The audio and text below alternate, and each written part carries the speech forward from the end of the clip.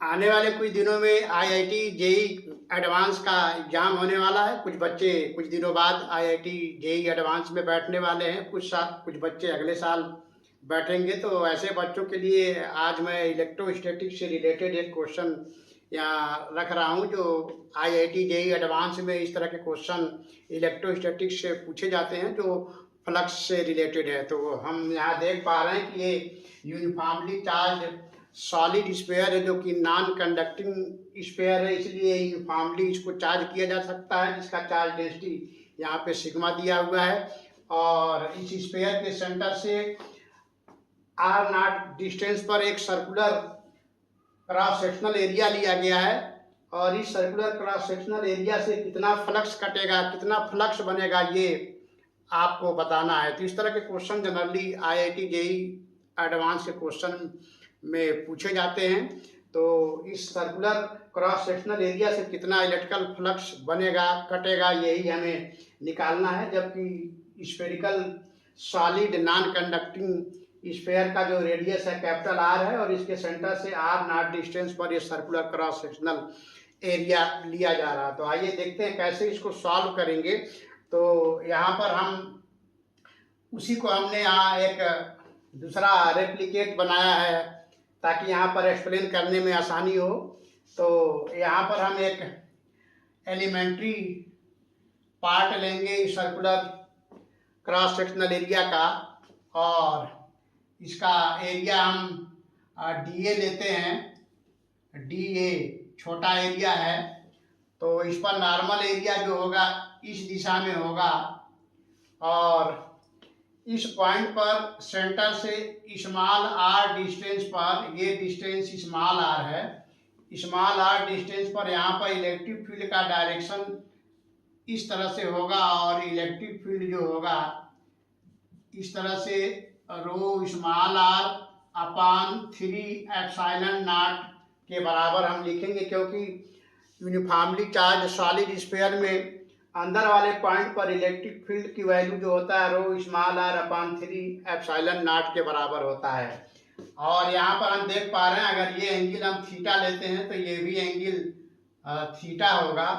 इस प्रकार यहाँ पर छोटा सा फ्लक्स जो हम बनाएंगे, क्योंकि नॉर्मल एरिया इस दिशा में है, तो छोटा फ्लक्स जो हम बनाएंगे वो होगा डी फाई, और डी फाई की वैल्यू होगा यहाँ पर इलेक्ट्रिक फील्ड की वैल्यू डॉट नॉर्मल एरिया यहाँ पर लेंगे इस तरह से, और इसको आगे बढ़ाएंगे तो ये हो जाएगा rho small r upon 3 epsilon naught into d a, और ये कॉस थीटा लिखा जाएगा, क्योंकि इलेक्ट्रिकल फ्लक्स जो होता है स्केलर क्वांटिटी होता है। तो इस प्रकार यहाँ से हम देख पा रहे हैं कि ये वाला जो डिस्टेंस है, यहाँ से ऐसे जब हम इस आर का इधर कंपोनेंट लेंगे इस डायरेक्शन में, तो ये आएगा आर कॉस थीटा। तो आर कॉस थीटा की वैल्यू हो जाएगा, आर कॉस थीटा की वैल्यू जो होगा, ये जो बेस है इसके बराबर, यानी आर नॉट के बराबर होगा।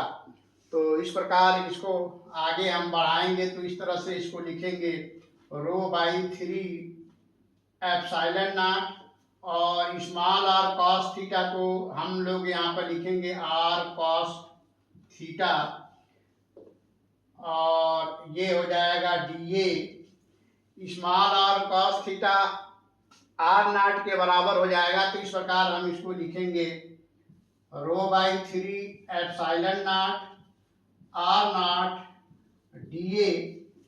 अब हम इसको इंटीग्रेट करेंगे इस सर्कुलर पार्ट के कारण टोटल फ्लक्स निकालने के लिए हम इसको इंटीग्रेट करेंगे। तो इंटीग्रेट करेंगे तो टोटल फाई हो जाएगा डी फाई का इंटीग्रल, डी फाई का इंटीग्रल करेंगे तो ये हो जाएगा आपका डी फाई का इंटीग्रल करेंगे तो यहाँ पर हम लिखेंगे rho small r naught by 3 epsilon naught, और डी ए का इंटीग्रल और डीए का इंटीग्रल जो होगा इस पूरे सर्कुलर पार्ट का क्रॉस सेक्शनल एरिया होगा, और ये हो जाएगा rho r naught upon 3 epsilon naught into a होगा। ए यहाँ पर इस पूरे सर्कुलर पार्ट का एरिया होगा। तो ये एरिया निकालने के लिए हम क्या करेंगे, यहाँ से सर्कुलर पार्ट का ये रेडियस लेंगे, यहाँ से लेकर यहाँ तक ये रेडियस होगा। और अगर इस रेडियस को हम R1 कहें तो R1 की वैल्यू हम यहाँ निकालेंगे। तो R1 की वैल्यू हो जाएगा, R1 हो जाएगा कैपिटल R का स्क्वायर माइनस R0 का स्क्वायर का रूट वैल्यू, क्योंकि यहाँ से यहाँ तक ये कैपिटल R है और ये स्मॉल R0 है, तो ये R1 जो होगा कैपिटल R का स्क्वायर माइनस R0 का स्क्वायर का रूट वैल्यू होगा। इस प्रकार एरिया की वैल्यू यहाँ पर हम देख पा रहे हैं। एरिया हो जाएगा A इक्वल टू हो जाएगा पाई R1 का स्क्वायर, और ये हो जाएगा पाई R स्क्वायर माइनस R0 का स्क्वायर। तो ये वैल्यू यहाँ हम पुट करेंगे। तो इस सर्कुलर क्रॉस सेक्शनल एरिया से जो फ्लक्स बनेगा उसकी वैल्यू आएगा rho R0 upon 3 epsilon naught into pi bracket में capital R square minus R0 का स्क्वायर। तो इस तरह से इस सर्कुलर क्रॉस सेक्शनल एरिया से, जो कि सेंटर से R0 दूरी पर है, इस uniformly charge non conducting solid sphere के कारण जो इस सर्कुलर पार्ट से फ्लक्स बनेगा, फ्लक्स जो कटेगा वो रो R0 upon 3 epsilon naught into पाई R कैपिटल R का स्क्वायर माइनस स्मॉल R का R0 का माइनस स्मॉल R0 का स्क्वायर हो रहा है। तो ये वैल्यू टोटल फ्लक्स का हुआ जो इस क्रॉस सेक्शनल सर्कुलर एरिया से कट होगा। और इस फ्लक्स की वैल्यू का यूनिट आप चाहें तो लिख सकते हैं न्यूटन पर कूलम्ब इंटू मीटर स्क्वायर, क्योंकि फ्लक्स जो होता है इलेक्ट्रिक फील्ड इंटू एरिया होता है। तो इस तरह के question generally IIT JEE advance के क्वेश्चन में पूछे जाते हैं। इस तरह के क्वेश्चन सेम भी आ सकता है और इसमें कुछ और तब्दीली करके भी आ सकता है। वैसे ये क्वेश्चन जो है इरोडो से लिया गया है, तो हम उम्मीद करते हैं कि आपको ये काफ़ी अच्छे से समझ में आया होगा। तो फिर मिलते हैं नेक्स्ट वीडियो में किसी और क्वेश्चन के साथ, जिसमें हम एडवांस के क्वेश्चन को डिस्कस करेंगे। कोशिश करेंगे कि हम सभी चैप्टर से कुछ क्वेश्चंस डिस्कस करें, जिसको आप समझ करके आने वाले कुछ दिनों में जो IIT JEE एडवांस का एग्जाम है उसमें आप बेहतर कर सकते हैं। और जो बच्चे अगले साल और उसके अगले साल तैयारी कर रहे हैं वो अभी से इसको अच्छे से सीख सकते हैं। तो फिर मिलते हैं नेक्स्ट वीडियो में किसी और क्वेश्चन के साथ। तब तक के लिए थैंक यू।